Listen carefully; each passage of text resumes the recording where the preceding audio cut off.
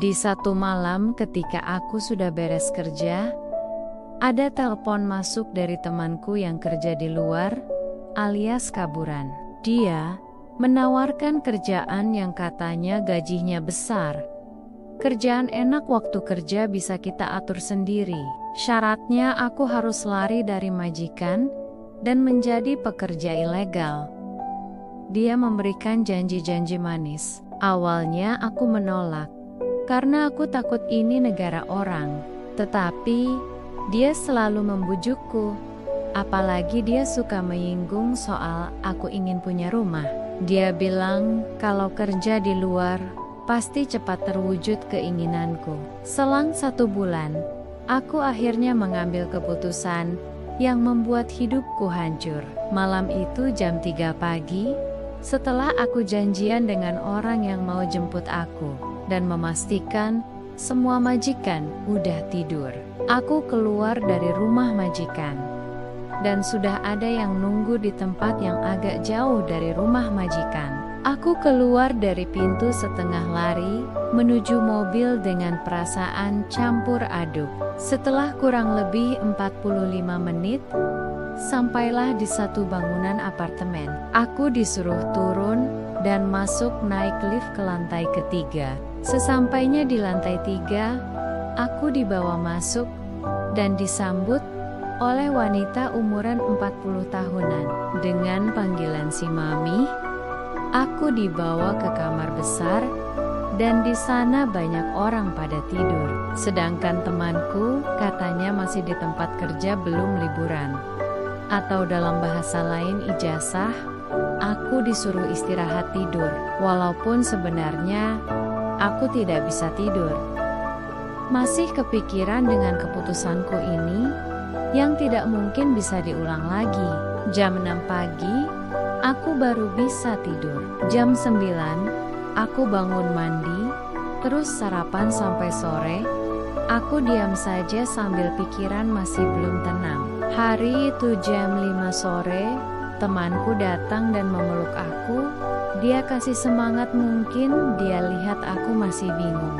Malam tiba kira-kira jam 11 malam itu aku kaget. Banyak yang datang laki-laki pada bawa makanan, dan ternyata semua yang datang itu sudah berpasangan. Mereka pada ngobrol dan pada tanya, siapa aku sama si Mami. Aku lihat si Mami jelaskan, siapa aku. 1 minggu setelah itu aku dapat kerjaan. Kadang aku kerja 1 minggu ganti majikan. Kadang 1 bulan ganti lagi majikan. Begitu terus. Dan aku selalu berusaha untuk tetap kirim ke rumah. Aku ganti nomor HP alasan ke suami, nomor lama ke blok. Berjalan 6 bulan, aku fokus kerja hingga suatu hari, aku kebetulan tidak kerja biasa. Kalau malam libur, suka banyak yang datang. Di malam itu, ada seseorang yang datang yang baru pertama kali aku lihat. Dia seorang pemuda, umur kisaran 35 tahunan. Wajah putih, tinggi, ganteng. Mereka pada asyik ngobrol, tertawa dan bercanda. Sambil sesekali dia melirik ke aku yang memang aku cuek saja dan berpisah dari yang lain.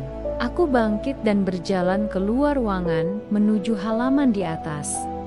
Karena tempat tinggal kita lantai paling atas, jadi ada latarnya biasa untuk menjemur pakaian. Aku duduk di kursi sendirian sambil melamun mengingat perjalanan hidupku. Dan aku kaget ketika aku disapa dengan lembut.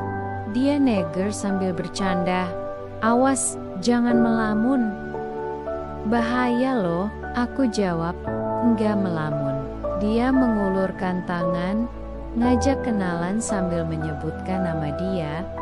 Aku menerima, dan kami salaman sambil aku menyebutkan namaku. Setelah itu kami ngobrol, saling cerita masa lalu, pengalaman seputar pekerjaan juga kehidupan. Tak terasa kami ngobrol hampir 2 jam.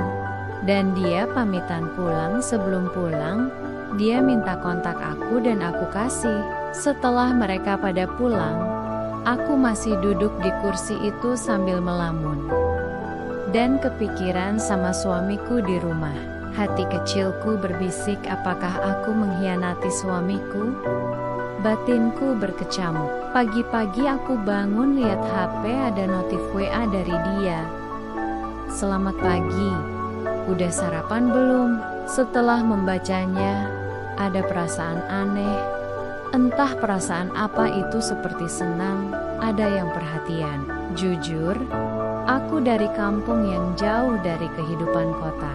Masa mudaku hanya di desa yang tidak merasakan kata orang indahnya pacaran.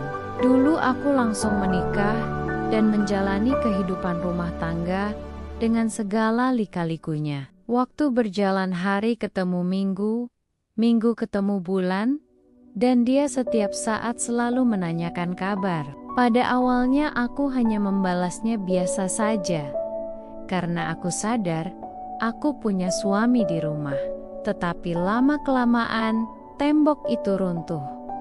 Juga aku kebawa suasana dan terbawa arus lingkungan, dimulai dari visi sampai lupa waktu.